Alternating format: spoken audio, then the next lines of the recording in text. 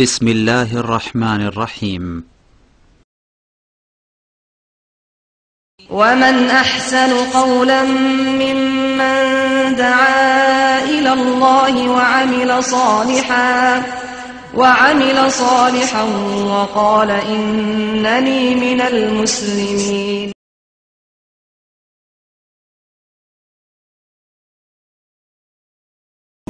رب العالمين والصلاة والسلام على سيد المرسلين نبينا محمد وعلى آله وصحبه أجمعين أما بعد فقد قال المؤلف حفظه الله تعالى أحكام المسح على الخفين وغيرهما من الحوائل. المسح لغة الإمرار وفي الاصطلاح إمرار اليد مبلولة على ما شرع المسح عليه. قال الإمام أحمد رحمه الله تعالى فيه 40 حديثا عن النبي صلى الله عليه وسلم وجمعها ابن منده رحمه الله تعالى عن 80 صحابيا من أصحاب رسول الله صلى الله عليه وسلم. মহান আল্লাহর সমস্ত প্রশংসা যে আল্লাহ পাক রব্বুল আলামিন দ্বীনকে সহজ করেছেন এবং দ্বীন ইসলামের বিধিবিধানের ক্ষেত্রে মানুষের জন্য যেখানেই মুশকিল রয়েছে সেখানে আল্লাহ পাক আসান করেছেন। মহান আল্লাহ কোরআনে কারীমে ইরশাদ করেছেন ওয়া মা জাআলা আলাইকুম ফিদ-দীন মিন হারাজ, দ্বীনের ক্ষেত্রে ইসলামের ক্ষেত্রে তোমাদের উপর কোন রকমের সংকীর্ণতা চাপিয়ে দেওয়া হয়নি, কঠোরতা চাপিয়ে দেওয়া হয়নি। এবং নবী করিম সাল্লাল্লাহু আলাইহি ওয়াসাল্লাম বলেছেন যে বয়স্তু বিল হানিফিয়াতি সামহা, আমি একনিষ্ঠতা এবং মধ্যম পন্থার দ্বীন নিয়ে প্রেরিত হয়েছি। দ্বীন ইসলামে যে সব বিধিবিধানে সহজ করা হয়েছে, যেখানে মানুষের মুশকিল হয় সেখানে তার একটি হচ্ছে মাসহ করা, মোজার উপর মাসহ করা। আর এইরকমই ওযুর অঙ্গগুলির ওপর যদি কোন রকমের এমন বাধা থাকে যে যেখানে সরাসরি ধোয়া সম্ভব হচ্ছে না, তখন মাসার বিধান রয়েছে। এমনকি ওযুতে মাথার মাসা, এটাও আল্লাহ পাকের পক্ষ থেকে সহজ করে দেওয়া। কারণ মাথাকে যদি আল্লাহ হাতের মতো, মুখমণ্ডলের মতো, পায়ের মতো ধুইতে বলতেন, তাহলে মানুষ অনেকে অসুস্থ হয় নাকি মারাই যেত, বিশেষ করে শীতকালে। তো আল্লাহ পাক সেটাও সহজ করেছেন। আর মোজার উপর মাসা, পাগড়ির উপর মাসা, এইরকমই কোন পট্টি, ব্যান্ডেজ, প্লাস্টার ইত্যাদি এসবের উপর মাসহ করা, এটি হচ্ছে শরীয়তে আল্লাহ পাক রব্বুলের পক্ষ থেকে তাইসির, মানে সহজ করা। আজকে এই বিষয় নিয়ে আলোচনা হবে। লেখক বলছেন আহকামুল মাসহি আলাল খুফাইন, মোজার ওপর মাসহের বিধিবিধান। খুফাইন দুটো মোজা, কারণ দুটো ছাড়া একটা মোজা হয় না, পা দুটা, সুতরাং দুটো মোজা হয়। এই জন্য আমরা বাংলাতে মোজার উপর মাসা বলি, দুই মোজার উপর মাসা বলি না। কিন্তু আরবিতে মাসহ আলাল খুফ বলা হয় না, ও খুফাইনি বলা হয়, জওরাবাইনি বলা হয়। চামড়ার হলে খুফাইন বলা হয়, আর কাপড়ের হলে জওরাবাইন বলা হয়। জি হ্যাঁ, যেমন খুফাইনের চামড়ার মোজার উপর মাসের হাদিস রয়েছে, তেমনি কাপড়ের মোজার উপর মাসেরও হাদিস রয়েছে।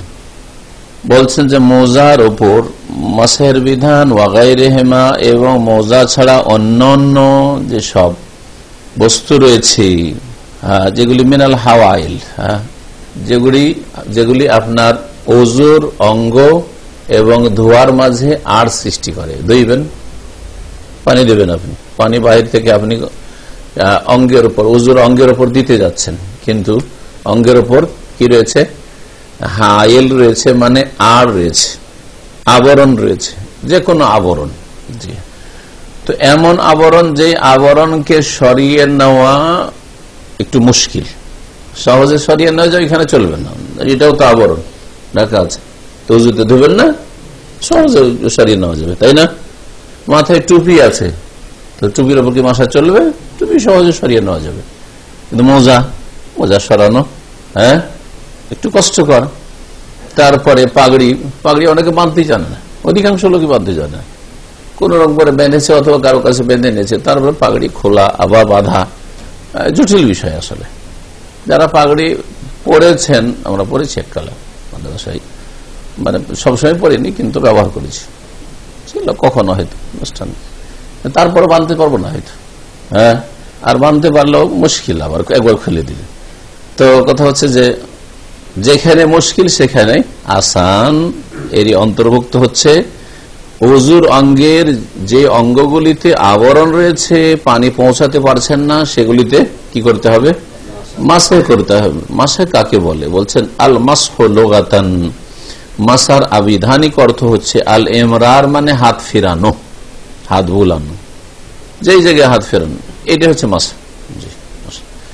ওয়াফিল ইস্তিলাহে, আর ইসলামের পরিভাষায় মাসা কাকে বলে? বলছেন ইমরার ও রিয়াদে মাবলুলাতান, ভিজা হাত ফিরানো।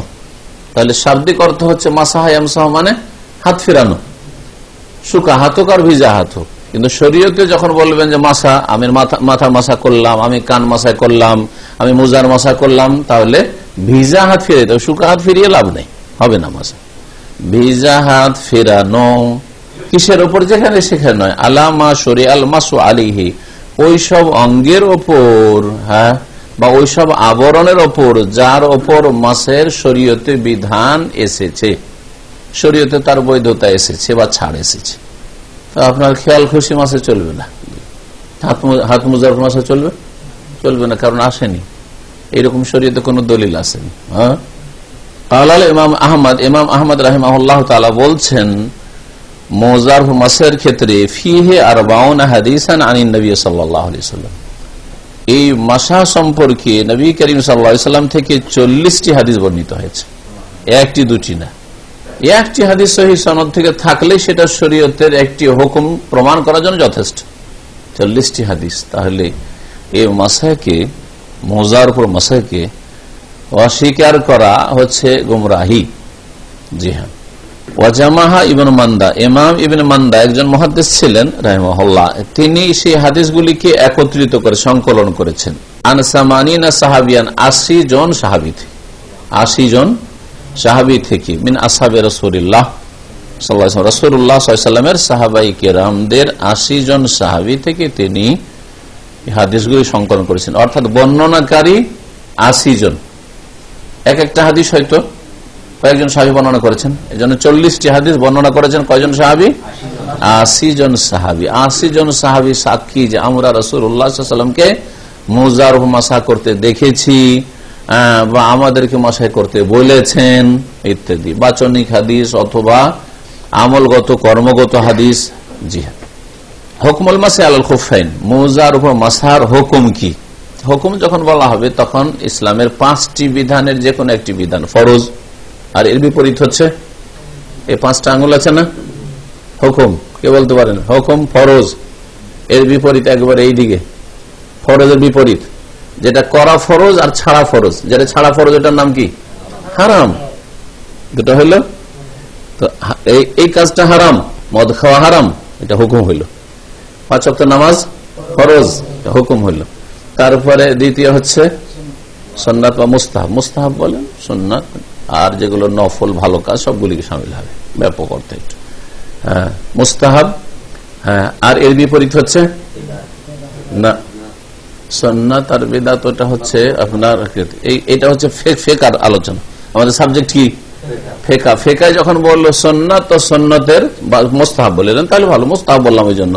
মুস্তাহাব যেটা করা ভালো, মুস্তাহাব মানে কি? যেটা করা ভালো, যেটা করা ভালো, এর বিপরীত যেটা ছাড়া ভালো, ওটার নাম কি? মাকরুহ, অপছন্দনীয়, এটা হচ্ছে অপছন্দনীয়। মুস্তাহাব এটা হচ্ছে অপছন্দনীয়। মাঝখানে একটা থাকলো, এদিকেও না এদিকেও না, হারামের দিকেও না, মাকরুহর দিকেও না, আর এদিকে ফরজ আর সুন্নাত মুস্তাহাবের দিকেও না, তার মাঝখানে, ওটার নাম কি? মুবাহ, জায়েজ। মুবাহ বলেন আর জায়েজ বলেন। হ্যাঁ, জায়েজ। সমুদ্রের বিচে যাওয়া জায়েজ, বিদেশে আসা, সৌদি আরবে কাজ করতে আসা জায়েজ না সুন্নাত? মুস্তাহাব? তাও মুস্তাহাব না, বরং বাড়িতে থাকলে ভালো, বেশি আত্মীয় স্বজনদের সাথে যোগাযোগ থাকতো। হ্যাঁ, কিন্তু যেটা মক্কা মদিনা আসা, পার্থক্য হয়ে গেল। সৌদি আরব কাজ করতে আসা আর মক্কা মদিনা আসা, জি, হজ উমরার উদ্দেশ্যে অথবা নামাজ পড়ার জন্য। হজ উমরা হলে তো জীবনে একবার হজ ফরজ, আর জীবনে উমরাও ফরজ, এটা হচ্ছে ঠিক, যদি ইখতিলাফ এই ব্যাপারে আছে। কিন্তু মক্কা মদিনাতে মসজিদে হারাম, মসজিদ নববীতে সালাত আদায় করতে, নামাজ পড়তে যাব, এটা কি? মুস্তাহাব। মুস্তাহাব কাজ, ওয়াজিব নাই, ফরজ নাই, কিন্তু মুস্তাহাব, নেকির কাজ করলে ভালো। যত নামাজ পড়তে পারেন আপনি মসজিদে নববীতে আর মসজিদে হারামে, ভালো। বুঝতে পেরেছেন? এবার এরপরে যেন বারবার না বলতে হয়। যখন বলবো হুকুম, মেলাবার আসবে হুকমুল মাসি আলাল খুফাইন, দুইটি মোজা যে পড়েন আপনি, এই মোজার উপর মাসার হুকুম কি? ফরজ, হ্যাঁ না হারাম, না মুস্তাহাব, নাকি কি বলবো মাকরুহ, নাকি জায়েজ? রুখসাতুন ফেলুহু, মোজার মাসা করা হচ্ছে ছাড় দেওয়া হয়েছে, করতে পারো, তার মানে কি জায়েজ। যেটা ছাড় দেওয়া হয়েছে সেটা হচ্ছে জায়েজ, তোমাকে ছাড় দেওয়া হয়েছে, করলে করতে পারো। হ্যাঁ, আপনার ডিউটি আছে, তারপর মালিক বলছে যে তুমি আজকে ডিউটি অফ করতে পারো, অনেক সময় শরীর খারাপ, তো বলছে তুমি গেলে যেতে পারো, বলে না, তার মানে কি? যদি বলে যে আমি যাবো না, ডিউটি করবো, তুমি অন্যায় করলেন। হ্যাঁ, ছাড়। জি, ফায়দা কানাল ইনসানুল্লাহ বেসান কান আফজালা মিন নাজিল খুফাইন, যখন মোজা পরে থাকবে তাহলে মোজার মাসার ব্যাপারটা কেমন করা উচিত? মোজা পরে আছেন না মোজা পরে নন, আপনি দুটো অবস্থা হতে পারে, তাই না? মোজা যখন আপনি পরিধান করে আছেন তখন আসল হচ্ছে যে মাসা করে নেন, খুলবেন না, মাসা করে নেন, কিন্তু উজুর অবস্থায় পড়তে হবে, ওইসব শর্তগুলি আসছে। আর যখন পায়ে মোজা নেই, হ্যাঁ খালি পায়ে আছেন, মোজা নেই, তখন আসল হচ্ছে যে কি করবেন? ধুয়ে নেবেন। আবার তখনই করবেন না যে একটু মাসা করার জন্য এখন পরে নি, উজুটা তো আছে, পরে নি তারপর মাসা করবো, এরকম কাজ করবেন না। বোঝা গেছে এবারে? জি হ্যাঁ, যে অবস্থায় আছেন ওই অবস্থায় যেটা আপনার জন্য করণীয় সেটা করবেন। পা যদি খোলা থাকে তাহলে করণীয় কি? ধোয়া, সুতরাং ধুইবেন। পায়ে যদি মোজা থাকে তাহলে করণীয় কি? মাসা, সুতরাং মাসা করবেন, তাকাল্লুফ করবেন না। জি হ্যাঁ, তাকাল্লুফ এটা আরবি শব্দ, বাংলাতে লৌকিকতা দিয়ে তর্জমা করে, কিন্তু অত ব্যাপক অর্থ বহন করে না। হ্যাঁ, যে অবস্থায় আছেন ওই অবস্থায় থাকেন, এর বেশি কিছু করা এটা হচ্ছে কি? লৌকিকতা। হ্যাঁ, বাড়িতে সাধারণত কয় রকম আইটেম হয়? হ্যাঁ, ডাল ভাত মিলিয়ে 3-4 রকম, 3 থেকে 4 যদি হয় তো বাড়িতে এমনিতে হয়, তাই না? মধ্যম শ্রেণীর মুসলিমদের বাড়িতে, আমাদের বাঙালি সমাজে। কিন্তু যদি 10 রকম করেন, 8 থেকে 10, এটাকে তাকাল্লুফ বলে আরবিতে। বেশ তাকাল্লুফ, এইরকম কেন? লৌকিকতা এত, লোকজন আসছে, দেখবে, খাবে, এত রকম খাই, আমরা খাওয়াই না, এটা ভালো জিনিস নয়, এটা ভালো কাজ নয়। আসলে নর্মালি থাকা ভালো। যেরকম খাওয়া দাওয়া করছেন মোটামুটি, আপনার বাড়িতে কখনো ডাল ভাত খাচ্ছেন, ওইটা রাখবেন না একবারে নিম্নমানের, কখনো 1-2 দিয়ে খেয়ে দিচ্ছেন, হয়তো মধ্যম 3-4টা খান, কখনো ছেলে মেয়ে কিনে ওই রকম রাখলেন হয়তো। জি, তো মাসার ক্ষেত্রে ওই রকমই লৌকিকতা করবেন না, যে না ভাই মোজার মাসা যখন আছে শরীয়তে আমি মোজা পরেই করবো। আর আরেক দল কট্টরপন্থী বিদ্যার্থী, না না না, মোজার মশা করা যাবে না, বিশেষ করে কাপড়ে মোজার মশা খুলে ফেলো, ওটাও করবেন না। জি, ফায়দা কানুল ইনসানুল্লাহ বেসান, যখন মানুষ মোজা পরে থাকবে, কান আফজালা মিন নাজিল খুফাইন, তখন মোজা খোলার চাইতে মোজার মশা করা ভালো। ছাড় আছে তো যে অবস্থায় আছে ওই অবস্থা আমল করে। ওয়া গাসলুর রিজলাইন আখজান বিরুখসাতিল্লাহ আযza ওয়া জাল্লা, মিন নাজিল খুফাইন, মোজা খোলার চাইতে আর পা ধোয়ার চাইতে কি ভালো? মাসা করে নেওয়া ভালো যখন পরে আছেন তখন। কেন? আল্লাহর ছাড় আপনি গ্রহণ করলেন, আল্লাহ যখন ছাড় দিয়েছেন তো আল্লাহর ছাড় কি করলেন? গ্রহণ করলেন। এই সময়টাই আমার মোজা পরে আছে আর আল্লাহ ছাড় দিয়েছেন তো নিয়ে নিলাম। জি, কেউ যদি আপনাকে কোনো কিছু ছাড় দেয় আর না নেন, সেটা আবার ভালো দেখায় না অনেক সময়। হ্যাঁ, অনেক সময় ভালো দেখায় না। জি, অনুসরণ করলেন আপনি। বিদাতীদের বিরোধিতা করেন, বিদাতী কট্টরপন্থী। চামড়ার মোজার ব্যাপারে শিয়ারা কট্টরপন্থী না, আর কাপড়ের মোজার ব্যাপারে আমাদের সমাজের বিদাতীরা কট্টরপন্থী। কাপড়ের মোজা মশা করতে দেওয়া যাবে, হ্যাঁ, কাপড়ের মোজাতে মশা চলবে, অথচ সোনানের হাদিস সেই হাদিস রয়েছে। ওয়াইন কানা খালিয়ান, আর যদি খোলা পা হয়, খালা এখলাও মানে খোলা, আসলে বাংলাতে খোলা বলি, আরবিতে খোলা, এই যে খোলার বিবাহ। জি হ্যাঁ, এই যে খোলা বিবাহ বিচ্ছেদকে খোলা বলা, আর এখানেও খালা এখলাও মানে খালা না, ফাখলা না আলাইক, তোমার জুতা খুলো, আল্লাহ বলছেন মুসা আলাইহিস সালামকে, ইন্নাকা বিল ওয়াদিল মুকদ্দাস তুয়া, ফাখলা, খালাম আইন, খালা মানে খোলা। জি, যদি পা খোলা থাকে ফাল আফদালু গাসলুর রাজলাইন, তখন উত্তম কি? তখন পা ধোয়া, কেন খোলা আছে ধন, এটাই আসল। ওয়াকাদ কানা নবী সাল্লাল্লাহু আলাইহি ওয়াসাল্লাম লা ইয়াতাকাল্লাফু, এই দিক তাকাল্লুফ শব্দটি ব্যবহার হয়েছে। নবী কারীম সাল্লাল্লাহু আলাইহি ওয়াসাল্লাম লৌকিকতা করতেন না, তাকাল্লুফ করতেন। ইদ্দাহালি, তার অবস্থার বিপরীত, যে অবস্থায় আছেন সে অবস্থা অনুযায়ী ওযুতে আমল করতেন। তার অবস্থার বিপরীত তিনি লৌকিকতা করতেন না। আল্লাতি আলাইহা কাদমাহু, যে অবস্থায় তার দুই পা থাকতো। বাল ইন কানাত ফিল খুফাইনে, যদি মোজায় থাকতো দুই পা, মানে মোজা পরিধান করে আছেন, মাসআহাল খুফাইন, তখন দুই মোজাতে মাসা করতেন। ওয়াইন কানাত মাকশুফাতাইন, আর যদি পা খোলা থাকতো, গাসালাল কাদমাইন, তখন পা ধুয়ে নিতেন। ফালা ইউশরাউ লুবসুল খুফ, যখন পা খোলা আছে তখন মোজা পরে নি তারপরে মাসা করি, এরকম করা শরীয়ত সম্মত নাই। ভালো কথা। লিয়ুমসাল ফালা ইউশরাউ লুবসুল খুফ, যে মোজা পরবেন শরীয়ত মতে, লিয়ুমসা আলাইহি, যাতে করে মাসা করা যায়, এটা করবেন। ওয়ালা ইউখলাউ লিয়ুমসা, আর মোজা পরে আছেন না খুলবো পা ধুবো এরকমও করবেন না, এরকমও করবেন না। মুদ্দাতুল মাসি আলাল খুফাইন, মোজার মাসার ক্ষেত্রে সময়সীমা আছে, ইচ্ছা মতো নাই যে পড়লেন ইচ্ছা মতো মাসা করতেই আছেন, চলবে না। ওর জন্য সময় সুনির্ধারিত করা হয়েছে। মুসাফিরের জন্য একটু বেশি ছাড় দেওয়া হয়েছে, আর বাড়িতে থাকা লোকের জন্য একটু কম ছাড় দেওয়া হয়েছে। কারণ মুসাফির এর জন্য বারবার মোজা টোজা খোলা কষ্টকর, তার জন্য একটু বেশি কষ্ট, সেই জন্য তাকে বেশি ছাড় দেওয়া হয়েছে। দেখেন সুবহানাল্লাহ, দিন ইসলাম কত সুন্দর দিন। বিনিসবাতিল মুকিম, বাড়িতে অবস্থানকারী লোকের ক্ষেত্রে ইয়াউমুন ওয়া লাইলা, একদিন এক রাতের সময়সীমা রয়েছে। একদিন এক রাত মোজার মাসা করতে পারবে, একবার মোজা করেনি।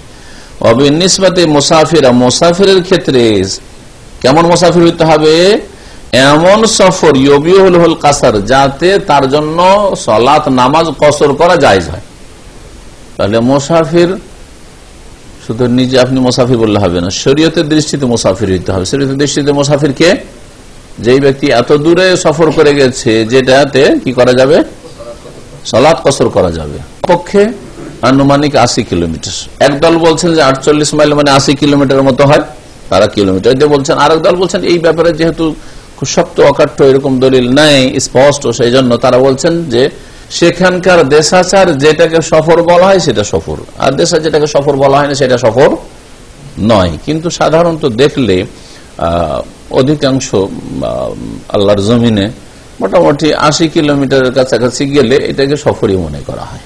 হ্যাঁ, কিন্তু 30-40 কিলোমিটারকে সফর মনে করা হয় না। এখান থেকে আপনি কাতিফ যাচ্ছেন, সাফা যাচ্ছেন, সফর নয়। হ্যাঁ, ঠিক না? দাম্মাম থেকে খোবার আসছেন, বাহারেন ব্রিজ যাচ্ছেন, এগুলো সফর নয়। কিন্তু এখান থেকে জোবেল যাচ্ছেন, এটা সফর। জি হ্যাঁ, তাতে 10-5 কিলোমিটার কম বেশি হোক, দ্বিতীয় মত যেটা রহমতুল্লাহ আলাই বা অন্যান্য আরো গবেষক আলেমরা এটাই বলেছেন যে যেটাকে ওখানকার দেশের ভাষায় সফর বলা হয় সেটাই সফর, আর যেটাকে সফর বলা হয় না সেটা সফর নয়। তো যেখানে কসর করা যাবে এমন সফর যদি হয় তাহলে 3 দিন, সালাসাতু আইয়ামিন বিলায়ালিহা, 3 দিন 3 রাত। কারণ আলী রাদিয়াল্লাহু তাআলা আনহু থেকে বর্ণিত হাদিস রয়েছে এর দলিল। নবী করিম সাল্লাল্লাহু আলাইহি ওয়াসাল্লাম বলেছেন লিল মুসাফিরি সালাসাতু আইয়াম, মুসাফিরের জন্য 3 দিন 3 বিলায়ালিহিন্না, 3 দিন 3 রাত রয়েছে মোজার উপর মাসে করা। ওয়ালিল মুকিমি ইয়াউমুন ওয়া লাইলা, আর মুকিমের জন্য, মুকিম মানে হচ্ছে বাড়িতে অবস্থানকারী, মানে যে মুসাফির নয়, বাড়িতেও নাই হয়তো কিন্তু 20 কিলোমিটার দূরে আছে, দাম্মামের লক্ষ্যবারে আছে, তো কি বাড়িতে নেই, হ্যাঁ মুসাফিরও নাই, তাহলে ওকে কি বলবো? ও মুকিম। হ্যাঁ, মুকিমের হুকুমে আছে, যদিও বাড়ির বাইরে আছে।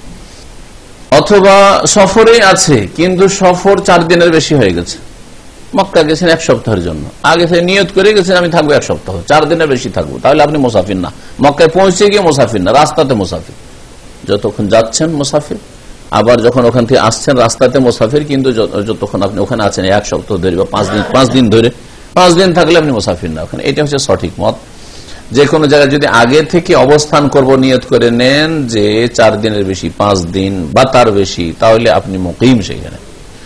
আর যখন আপনি 1 দিন 2 দিন 3 দিন বা 4 দিনের জন্য যাচ্ছি, হ্যাঁ, তাহলে কি মুসাফির আপনি, এই অবস্থায় মুসাফির। আর একটা মুসাফির শুনেন এখানে, যদি মাসাগুলি নামাজের যখন মাসাইল আসবে তখন হয়তো আসবে, আপনার কোনো ঠিক নেই, কাজ 2-3 দিনে হয়ে যেতে পারে, আবার 10-20 দিনও লাগতে পারে, এইরকম পরিস্থিতি হয় না অনেক সময়? যাচ্ছি, টাকা পয়সা কার কাছে পাবেন হয়তো, অথবা এমন কিছু কাজ সারার জন্য যাচ্ছেন, 1-2 দিন 3 দিনও হয়ে যেতে পারে, আবার সময় লাগতে পারে। তাহলে এই অবস্থায় যতদিন থাকবে ততদিন মুসাফির। এই আজকে হলে চলে যাব, কালকে হলে চলে যাব, এই কালকে হলে চলে যাব, প্রতিদিন বলছেন কালকে পরশু হয়তো হয়ে যাবে, চলে যাব। তাহলে আপনি যতদিন থাকেন না কেন সেখানে মুসাফির। এইভাবে নবী করিম সাল্লাল্লাহু আলাইহি ওয়াসাল্লাম তাবুকের সফরে 19 দিন ছিলেন আর কসর করেছেন। এইটাকে অনেকে বুঝেনি, তখন কি ফতোয়া দিয়ে থাকে তারা, বলে যে 19 দিন ধরে কসর চলবে। তার মানে যদি আপনি মক্কা যান নিয়ত করে যে 19 দিন বা 18 দিন, তাহলে কসর চলবে তাদের কাছে। তারা 4 দিনের মত পোষণ করে না। আসলে নবী সাল্লাল্লাহু আলাইহি ওয়াসাল্লাম ওখানে ভাবছেন যে এই তো চলে যাব, এই তো চলে যাব, এই তো চলে যাব। কাজ শেষ হচ্ছে না, আশা হচ্ছে না, কাজ শেষ হলে আজকালের মধ্যে চলে যাব, এই পরিস্থিতি ছিলেন। তো এইরকম পরিস্থিতি যদি কয়েক মাসও হয়ে যায়, প্রতিদিন ভাবছেন এই চলে যাব, এই চলে যাব, তাহলে আপনি মুসাফির। মুসাফিরের জন্য কি বললাম? 3 দিন 3 রাত। রাওয়াহু মুসলিম, হাদিস সহিহ মুসলিমের। ওয়াবতিদাউল মুদ্দাতি ফিল হালাতাইন ইয়াকুনু মিনাল মাসহি বাদাল হাদাস। আচ্ছা, এই যে 1 দিন 1 রাত বাড়িতে থাকা লোকের জন্য বা 3 দিন 3 রাত মুসাফিরের জন্য, এই সময়টা কখন থেকে শুরু হবে? যখন থেকে মোজা পড়েছে তখন থেকে? একটা হলো এটা। 2 নম্বর হচ্ছে যখন উজুটা নষ্ট হয়েছে তখন থেকে, না যখন প্রথমবার মাসা করেছে তখন থেকে? প্রথম মাসা থেকে। মাশাআল্লাহ, প্রথম মাসা থেকে। মাসার সময়সীমা হচ্ছে কি? 1 দিন 1 রাত অথবা 3 দিন 3 রাত মাসার সময়সীমা। তাহলে প্রথম মাসা থেকে নিয়ে 24 ঘন্টা, এটা হচ্ছে মাসার। তাহলে তাকে সময় দেওয়া হইলে যে তুমি 1 দিন মাসা করো, 3 দিন মাসা করো, তাই না? আর যদি বলেন যে না প্রথম উজু নষ্ট হয়েছে তখন থেকে, তাহলে উজু নষ্ট হয়েছে সকাল 6টে, জোহরের সময় প্রথম মাসা করলো, তাহলে তো 6 ঘন্টা কমে গেল, ঠিক না? পার্থক্য। প্রথম মোজা পড়া থেকে যদি ধরা হয় ভোর 4টার সময় বা 3টার সময় পড়েছে, আর তারপরে তার 6টা পর্যন্ত উজু থেকেছে, তাহলে সময় আরো কমে গেল, তাই না?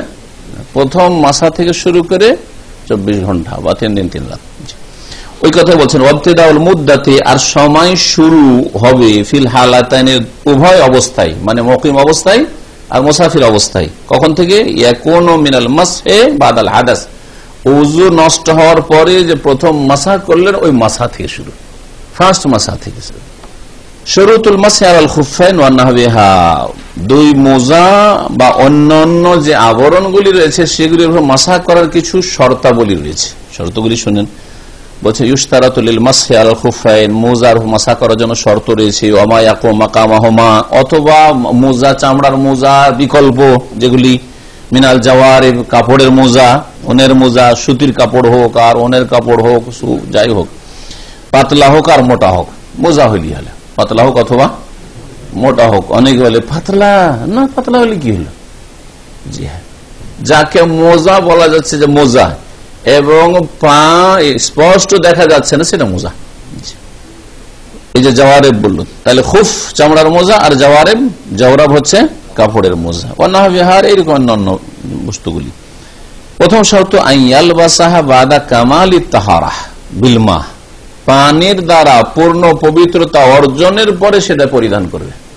পানির দ্বারা পূর্ণ তাহারাত, গোসল ফরজ থাকলে গোসল করেছে, হ্যাঁ উজু নেই উজু করেছে, এটা হচ্ছে পূর্ণ তাহারাত। মিনাল হাদাস থেকে, বড় হাদাস, বড় নাপাকি এবং ছোট হাদাস, সমস্ত হাদাস থেকে পূর্ণ তাহারাত হাসিল করবে কি দ্বারা? পানির দ্বারা। তাহলে বোঝা গেল যে প্রথমখানে যদি আপনি তেমন করে থাকেন, পানির দ্বারা আপনি তাহারাত হাসিল করেননি। প্রথম কি করেছেন? উজু করেনি, তেমন করেছেন, তেমন করার পরে মোজা পড়েছেন, তাহলে চলবে না। কারণ নবী করিম সাল্লাল্লাহু আলাইহি ওয়াসাল্লামের সহিহ বুখারী মুসলিম হাদিস রয়েছে, মুগীরা বিন শুবা রাদিয়াল্লাহু তাআলা আনহু বর্ণিত হাদিস, এবং অন্যান্যরা বর্ণনা করেছেন, আন্না নবী সাল্লাল্লাহু আলাইহি ওয়াসাল্লাম قال, নবী সাল্লাল্লাহু আলাইহি ওয়াসাল্লাম বলেছেন, এক সাহাবী নবী সাল্লাল্লাহু আলাইহি ওয়াসাল্লামের মোজাগুলি খুলতে চেয়েছিলেন, যে খুলে দিই, ধুইব বা ধুইবেন নবী সাল্লাল্লাহু আলাইহি ওয়াসাল্লাম। তখন বললেন দাহুমা, মোজা দুটোকে ছেড়ে দাও আপন অবস্থায়, দাহুমা ছেড়ে দাও। ফাইন্নী আদখালতুহুমা তাহিরাতাইন, কেন ছেড়ে দাও? কারণ এই দুটো আমি পরিধান করেছি পবিত্র অবস্থায়, পা দুটো পবিত্র থাকা অবস্থায় আমি কি করেছি? পরিধান করেছি। দ্বিতীয় শর্ত হচ্ছে আইয়াকুনাল খুফফু মিম্মা ইউমকিনুল ইনতিফাউ বিহি উরফান, মোজা এমন হইতে হবে যা দ্বারা দেশাচার উপকৃত হওয়া সম্ভব। মোজা পরার উদ্দেশ্য ওটা পাটা ঢাকা, তাই না? ঢাকা থাকে, আর যদি দেশ আছে এত ছিঁড়া আছে, বেরিয়ে আছে এতটা, একটু বেরিয়ে থাকার না। নবী সাল্লাল্লাহু আলাইহি ওয়াসাল্লামের জামানায় অভাব বেশি ছিল না, এখন বেশি অভাব। এখনো তো কিছু কিছু লোক ছিঁড়া মোজা, এটা আঙুল একটু দেখা যাচ্ছে বা তলা একটু ছিঁড়ে আছে, পড়ছে না পড়ছে না পড়ছে। নবী সাল্লাল্লাহু আলাইহি ওয়াসাল্লামের জামানায় কত অভাব ছিল, তখন সবাই নতুন নতুন মোজা, একটু ফাটলে ফেলে দিত নাকি? তাহলে কিছু ফোকার যে শর্ত রয়েছে না ছিদ্র থাকতে হবে না ইত্যাদি, সব ভুল কথা আসলে। তো কতটা ছিদ্র থাকলে চলবে না? যাতে মোজা কাজের যোগ্য না। মোজা মানে পা ঢাকা না, খুলে আছে, এতটা খুলে আছে। জি হ্যাঁ, নিচের দিক থেকে এত ছিঁড়া আছে, এতটা ছিঁড়া আছে, এইরকম। কিন্তু ছোটখাটো যদি ছিঁড়া থাকে সমস্যা নেই, এরকম ছিঁড়া থাকতেই পারে, যা দ্বারা উপকৃত হওয়া যায়। চামড়ার মোজা দ্বারা উপকৃত আরবরা হইতো, যখন জুতা নেই তখন চামড়ার মোজা দিয়ে হাঁটতো, এটা হচ্ছে উপকৃত হওয়া। জি। আর কাপড়ের মোজা হাঁটার উদ্দেশ্যে কেউ পরেও না, হ্যাঁ, বরং সেটা শীতকালে ঠান্ডা থেকে বাঁচার জন্য, অথবা এমনি পরে আজকালকার অলংকারের জন্য। যারা মানুষের ডিউটি করে তখন সুন্দর সুন্দর সাজ পরে, বিনা মোজাতে জুতাতে ডিউটি যেতে পারবে না। আর আল্লাহর সামনে যখন ডিউটি করে তখন ওই রাতে সারা রাত লুঙ্গি পরেছিল, আর লুঙ্গিতে কত যে ঘেমেছে আর গন্ধ হয়েছে, ওইটাই নিয়ে হাসি পজরে। বুঝতে পেরেছেন? একটা গল্প মনে পড়ে গেল, 2-3 দিন আগে পড়লাম। এক লোক দেখছে একজন মুসল্লিকে যে ও একেবারে যেই কাপড়টা রাত্রে পরে ঘুমায় সেই কাপড়টা পরে ফজরের নামাজে চলে এসছে, বা অথবা জোহরে চলে এসছে, নামাজ পড়তে চলে এসছে। তখন ওকে শিক্ষা দেওয়ার জন্য যদি বলে যে না আপনার এটা উচিত নয়, তো ঝগড়া লাগিয়ে দিবে আজকালকার লোক, তাই না? তো বলছে যে চলেন আপনার দাওয়াত থাকলো, খাওয়া দাওয়া করেন আমার বাসায় খাওয়া দাওয়া করেন, দাওয়াত থাকলো চলেন। বলছে না আজকে যাওয়া যাবে না। কেন? বলছে কাপড় চোপড় ভালো না, আপনার বাসায় যাওয়া যাবে না। সুবহানাল্লাহ, আমার বাসায় কাপড়ে যেতে পারবেন না, আর আপনি আল্লাহর বাসাতে, আল্লাহর ঘরে চলে, বাইতুল্লাহতে চলে এসছেন নামাজ পড়তে, আল্লাহর সামনে হাজিরা দিতে। চিন্তা করেছেন? লোকটা লজ্জাও পেল, শিক্ষা হয়ে গেল। এটা হচ্ছে হিকমতের শিক্ষা দেওয়া। জি হ্যাঁ, জি। তো এগুলো হচ্ছে দাওয়াতের কাজে হিকমত। এই গল্পগুলো যদি জানা থাকে বা এই টেকনিক গুলো, তাহলে আপনি মানুষকে দাওয়াত দিতে পারবেন। যখন দেখবে যে ওই রকমই ছিঁড়া ফাটা কাপড়ে আছে, চলেন আজকে একটু লস লাগলো খাওয়ান, চলেন আমার বাসায় চলেন, বা চলেন একটু বাজার ঘুরে আসি। না ভাই বাজার যাওয়া যাবে না, লুঙ্গিতে আছে, হ্যাঁ, ছিঁড়া কাপড় আছে, পুরানো দেখছেন না, পুরানা কাপড় বিয়েতে যাওয়া যাবে না।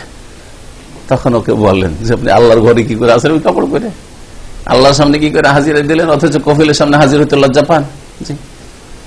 তৃতীয় শর্ত হচ্ছে এই মোজার মাসা হইতে হবে ওই সময়সীমার মধ্যেই, যেই সময়টি শরীয়ত কর্তৃক নির্ধারিত, শরীয়তে নির্ধারিত করা হয়েছে, 1 দিন 1 রাত আর 3 দিন 3 রাত।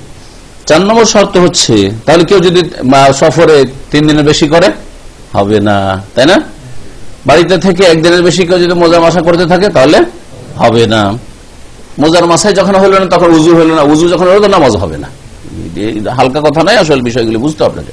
4 নম্বর শর্ত হচ্ছে তাহারাত আইনিল খুফফি, মোজাটি যেন কি থাকে, পবিত্র থাকে, মোজা যেন পাক পবিত্র থাকে, অথবা যেটার উপর মাসা করছে সেটা যেন পাক পবিত্র থাকে। চামড়ার মোজা হইলেও অথবা কাপড়ের মোজা হইলেও, হ্যাঁ, যা কিছু হোক না কেন, বা কোনো আবরণ হইলেও, যে কোনো আবরণ আছে সেটা কি হইতে হবে, পাক হইতে হবে।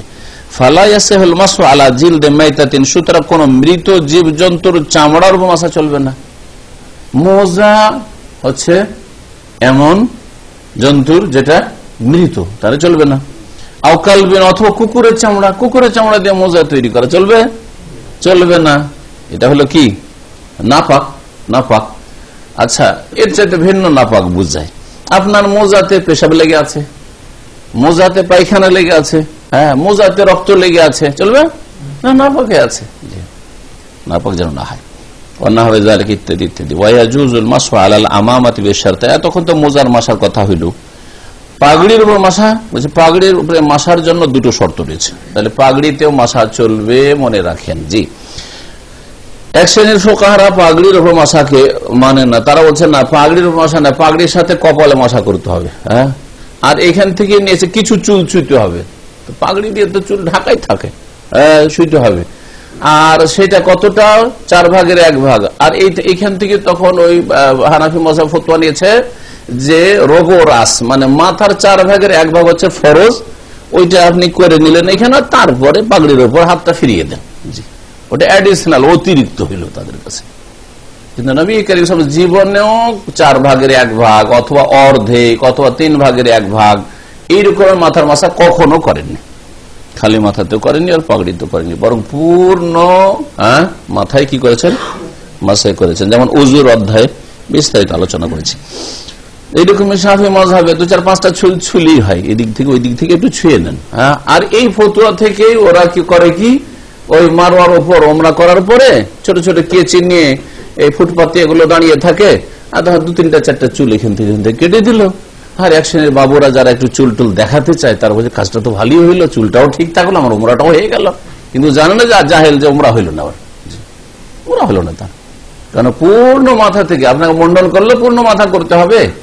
আর যদি চুল কাটেন তবুও পুরো মাথা থেকে চুল কাটতে হবে, সুতরাং মেশিন দিয়ে চুল কাটতে হবে। কিছু একটু একটু করে এদিক থেকে দিলেন, এদিক থেকে একটু ছেটে নিয়ে এদিক থেকে ছেটে নিলেন, এটাও চলবে না, মাথার ওপরটা ঠিকই থাকলো। কারণ বাঙালি আবার কাটিং ছাটিং হচ্ছে এইটা, যে উপর দিকে চুল বড় বড়, সামনের দিকে ঘোড়ার সামনের চুলের মতো বড়, আর এইদিকে আলপেট ছাটা, আমাদের অঞ্চলে এদিক ছাটা আছে, এগুলোতে নেই। আর্মি কাটিং দেখেছেন না? জি জি, এটা আসলে জায়েজ নাই, কারণ হাদিসে নিষেধ আছে যে কিছু জায়গায় কাটবে কিছু জায়গায় কাটবে, এটা নিষেধ আছে, কাজা বলা হয়েছে। কিছু জায়গায় কাটবে ছোট করে রাখবে আর কিছু জায়গায় বড় করে রাখবে, এটা জায়েজ নাই। আসলে চুল পুরো মাথা থেকে কাটতে হয়, মুন্ডন করেন আর না হলে ছোট করেন। এমনিতেও আর বিশেষ করে ওমরা বা হজের পরে পাগড়ির উপর মাসার ক্ষেত্রে দুটো শর্ত রয়েছে। আহাদুহুমা, প্রথম শর্ত হচ্ছে তাকুনু সাতিরাতান লিমা লাম তাজরিল আদাতু বিকাশফিহি মিনার রাস, এতটা যেন ঢাকা থাকে মাথার, যেটা সাধারণত পাগড়ি দিয়ে ঢাকা থাকে। পাগড়ি বাঁধার পরে সাধারণত সেটা খোলা থাকে না, এইরকম যেন ঢাকা থাকে, পাগড়ি দিয়ে ঢাকা থাকে, পুরো মাথা ঢাকা থাকে। এখন কেউ যদি আমাদের দেশে গামছা দিয়ে পাগড়ি বাঁধে, আর এইদিকে উপরে চুল দেখা যাচ্ছে, আমাদের দেশে চাষিদের পাগড়ি দিয়েছেন কি দেখেন নাই, চারিদিকে ঘুরিয়ে দিয়েছে, এখানে চুল উপরে ঠিক দেখা যাচ্ছে, মাথা চলবে না? মাথা চলবে না। জি, তাহলে ঢাকা থাকতে হবে, যেটা সাধারণত মাথা কি দিয়ে ঢাকা হয়, পাগড়ি দিয়ে ঢাকা হয়। দ্বিতীয় শর্ত হচ্ছে লুবসুহা বাদা কামালি, তার পূর্ণ পবিত্রতার পরে পাগড়ি পরতে হবে। তার উজু অবস্থায় পাগড়ি পরিধান করতে হবে। বিনা উজুতে কেউ যদি পাগড়ি পরে তাহলে মাসা হবে না। যেমন মোজার মাসার ক্ষেত্রে বললো যে বিনা উজুতে কেউ যদি মোজা পরে নাই তাহলে মাসা হবে না। আল মাসু আলাল জাবিরাতি, পট্টির ওপর মাসা, পট্টি অথবা প্লাস্টার যতগুলি এইরকম আছে। ওয়ুমসাহু আলাল জাবিরাতে বলছেন যে পট্টির ওপর বা প্লাস্টার মাসা করা যায়। জাবিরা কাকে বলে? জাবিরা শব্দটি হাদিসে ফিকহে এসেছে, ওয়াহিয়া আওয়াদুন ওয়া লাফাইফ, সেটা হচ্ছে আওয়াদ, উদের বহুবচন। উদ মানে হচ্ছে কাঠ, কাঠ বা বাতি টাতি দিয়ে ভেঙে টেঙে গেলে বাঁধে। ও লাফাইফ, লেফাফাতুন বহুবচন, লেফাফা মানে হচ্ছে আবরণ। জি, লেফাফা মানে হচ্ছে আবরণ, বাতি টাতি দিয়ে বা কাঠ দিয়ে তারপরে কি করে তখন পেঁচায়। ওয়ান্নাহবিহার, এই ধরনের বিভিন্ন রকমের পটি। তুরবাতু আলাল কাসর, কোন জায়গায় ভেঙে গেলে সেটা দিয়ে বাঁধা হয়, ভাঙাটাকে বেঁধে রাখা হয়, যাতে এদিক ওদিক হিলাহিলি ডাহিলাহিলি হলে জয়েন্ট নেবে না, সেই জন্য। ওয়ুমসাহু আলা দামাদ, আর এইরকমই প্লাস্টার, দামাদ যেটা আজকাল হসপিটালে আপনার প্লাস্টার করে না, ওটা করে এইটাকে দামাদ বলা হয়। আল্লাযী ইয়াকুন আলাল জুরহি, যেটা কিসের উপর, জখমের উপর হয়। ওয়াকাযালিকা ইউমসাহু আলাল লুসুক, এইরকমই যেসব টেপ, এগুলো কি বলে, যে ছোট ছোট করে যায় থেকে কেটে গেছে বা ওয়ান টাইম মানে একবার ব্যবহার করা, ছোট ছোট টেপ ধরনের টেপ লাগায়। লাস্ক মানে কোনটা যেটা আঠা আছে লাগিয়ে দিল, যতক্ষণ আঠাটা থাকলো থাকলো। জি হ্যাঁ, হয়তো পানি পৌঁছে দিবেন না, অথবা ওখানে যে ধুলোবালি না পড়ে, প্রয়োজন না হয়, এই আর কি। আল্লাযী ইউজআলু আলাল কুরহ, যেটা ঘায়ের উপর লাগা, কারহন মানে হচ্ছে ঘায়ের উপর বা কোন জখমের উপর লাগানো হয়। লিউরুদ যালিকা আন ইবনে ওমর, কারণ এই সব বর্ণিত রয়েছে আব্দুল্লাহ বিন ওমর রাদিয়াল্লাহু তাআলা আনহুমা থেকে। কুল্লু হাযিহিল আশিয়া ইউমসাহু আলাইহা, এই সমস্ত বস্তুর ওপর বা আবরণের ওপর মাসা করা যাবে। এগুলোর পটি, প্লাস্টার, আর কি বললাম, ব্যান্ডেজ, এরকম যা কিছু আছে। বেশারত কতটা, আনতাকুন আলা কাদরিল হাজাত, প্রয়োজন অনুযায়ী যাতে করে হয়, মানে যতটা বেঁধে রাখলেই কাজ চলে। আপনার ভাঙাটা আছে এইখানে, আর এইখান থেকে নিয়ে এইখান পর্যন্ত বাঁধা চলবে? ঘা আছে আপনার এইখানে, আর বসিয়ে রেখেছেন পটি একবারেই বড় করে, চলবে না? চলবে না। যতটা লাগে, যতটা আবরণ জরুরি অতটা হইতে হবে, ওর বেশি থাকলে হবে না। তাহলে উঠিয়ে ফেলে পানি পৌঁছাইতে হবে নিচে। প্রয়োজন মাফিক যেন হয়, কোন আল কাসরে, সে ভাঙা জায়গার ওপর যেন হয়, আউল জুরহে, অথবা সেই জখমের জায়গায় হয়, অমাকারমিন, ওর জখমের জায়গায় এবং ওর আশেপাশে কাছাকাছি যেন হয়। মিম্মা লাবুদ্দামিন অজা, যতটা সেখানে লাগানো আবশ্যক, লেতুয়াদ্দিয়া মহিম্মাত, যাতে করে তার কাজটা হয়, এই কাজটা হয়।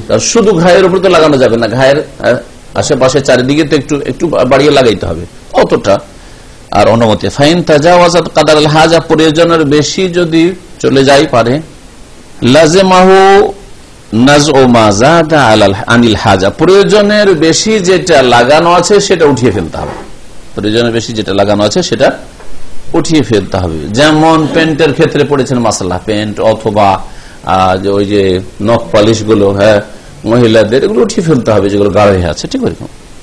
ফাইন তাদাররা বিযালিক, আচ্ছা ওইটা উঠাইতে যদি কষ্ট হয়, ক্ষতিগ্রস্ত হয়, মাসাহা আলা যায়েদ, তাহলে অতিরিক্তের উপর, উঠাতে গিয়ে ঘায়ের ক্ষতি হবে, প্রচন্ড ব্যথা, উঠাতে পারা যাবে না, এরকম হয়তো, তাহলে তখন যেটা অতিরিক্ত আছে তার মাসা করবে, আর ওয়াজজাহু, সেটা যথেষ্ট হবে। এরপরে কয়েকটি আরো মাসাইল বলছেন এইরকমই জখমের সাথে সম্পর্কিত। ওমান বিহি জুরহুন লা ইয়াখলু মিন উমুর, যার শরীরে জখম আছে তার কয়েকটি অবস্থা হইতে পারে। প্রথম অবস্থা হচ্ছে আইয়াকুন আলিহি জাবিরা, ওই জখমের উপর হয়তো পটি লাগানো আছে, আও লিফাফাতুন, অথবা কোনো আবরণ আছে, ওনাহবিয়া, বা কিছু একটা লাগানো আছে, তাহলে ফাইন্নাহু ইয়ামসাহু আলিহা, মাসা করবে, তাহলে মাসা করবে পটির উপর।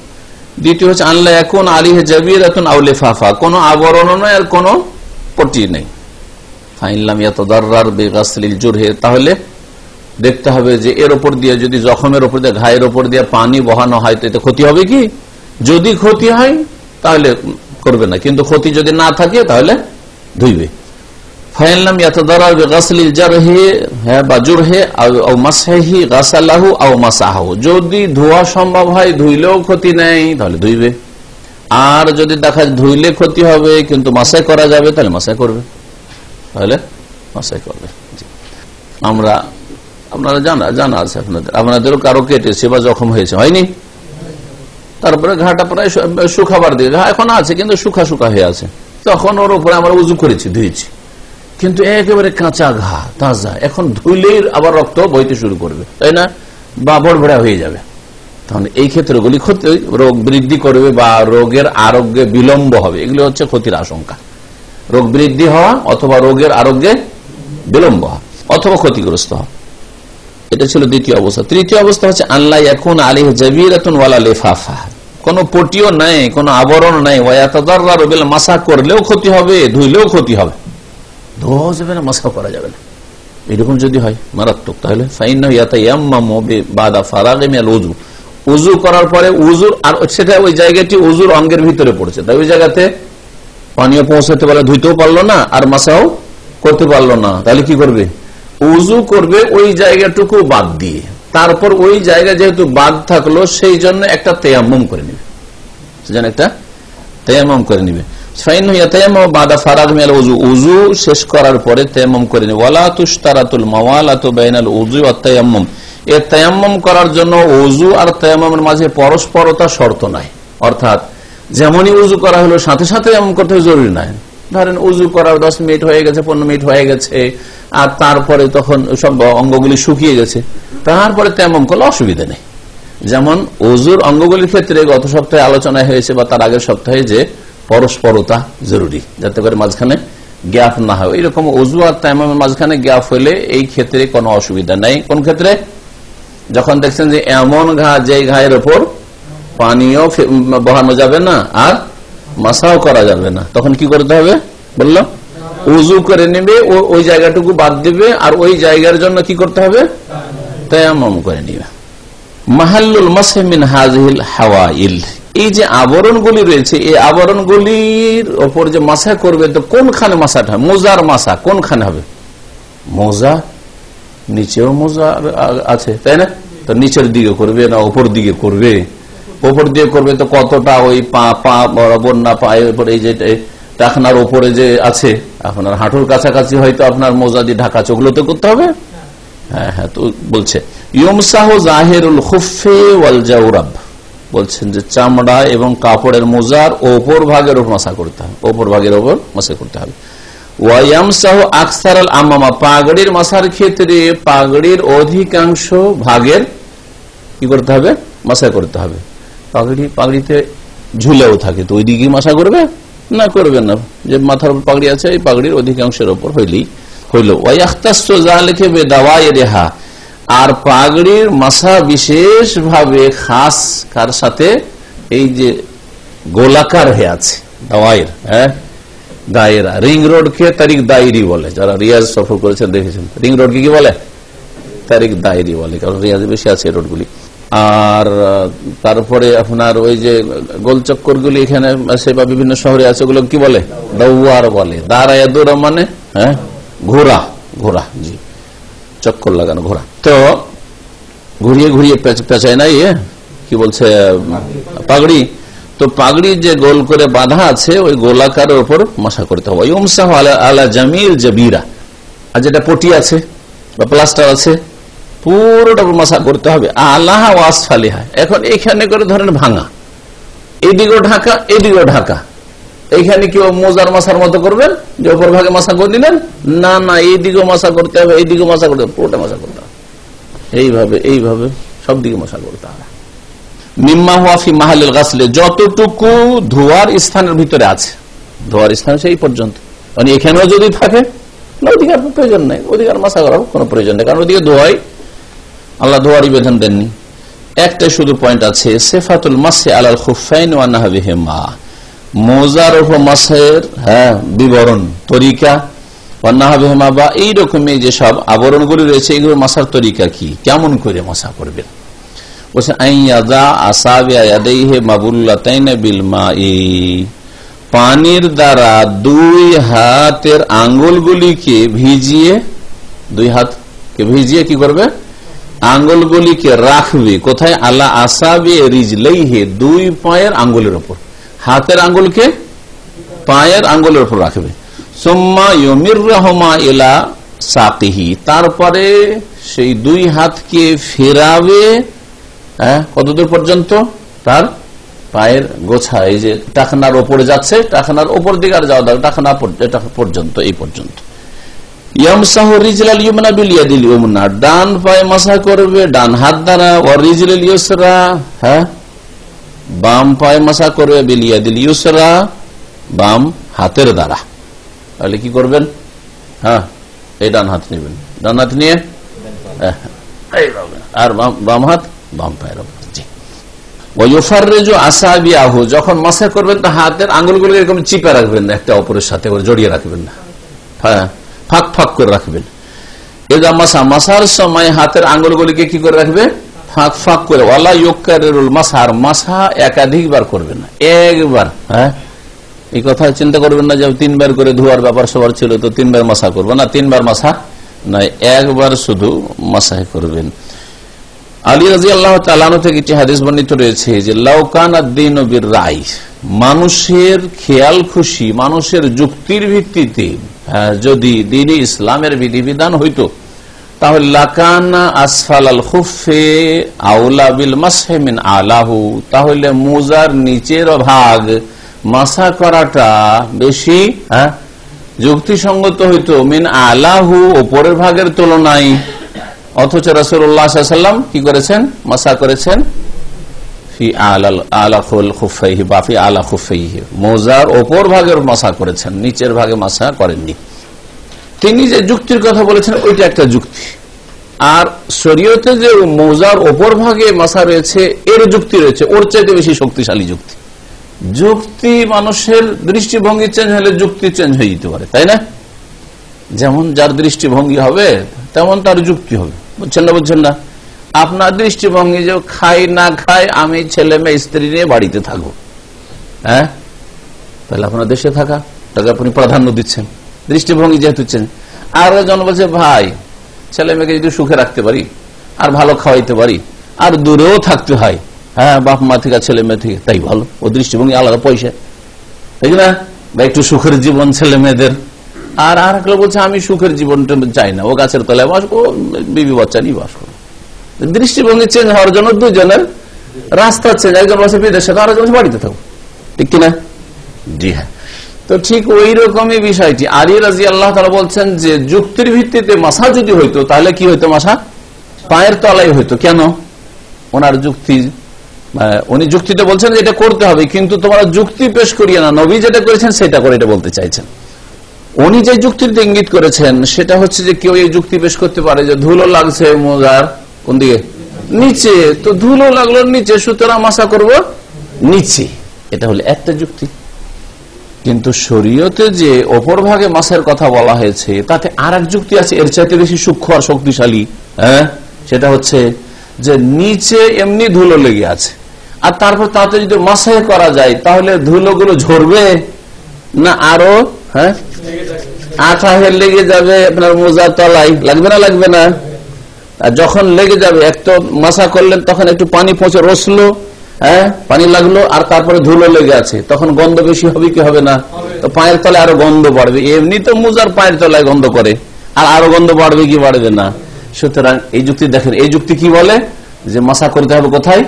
এমন জায়গায় যাতে করে তাড়াতাড়ি মোজাতে গন্ধ না ছড়ায়, সেটা হচ্ছে অপর ভাগ। দেখলেন না?